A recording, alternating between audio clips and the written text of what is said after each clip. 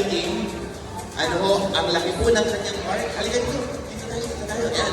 Ang laki ng kanyang heart para tumulong po sa ating mga kababayan. At nung nalaman niya, sabi niya, Kuya Kim, gusto ko sana magbigay ng mga bags at saka ng mga school supplies. Sino ba yung pwede nating pagdalhan ng mga gamit na ito?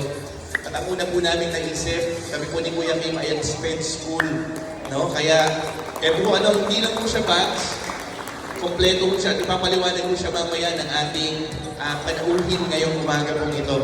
Siya po ay, ako, sa mga magulang ko, I feel so blessed nung nalaman ko yung kanyang story. She had a humble beginning, no? Ordinaryong mamamayan lang din po na nagsikap, na pinagpala ng Panginoon. At dahil pinagpala siya ng Panginoon, gusto rin niyang maging pagpapala sa maraming mga tao. Kaya kasama natin ngayon siya, at siya ay buong puso na tumutulong po sa ating mga kababayan. At karangalan po ipakilala sa inyo, at pumipirma lamang po siya sa ngayon ng kanyang pagkakaloob sa inyong lahat. Si Ma'am Doris Fuster, palakpakan po natin. Ma'am, batiin mo naman ang ating mga SPED student at kanilang mga magulang. God bless you all. Magandang umaga po sa inyo lahat.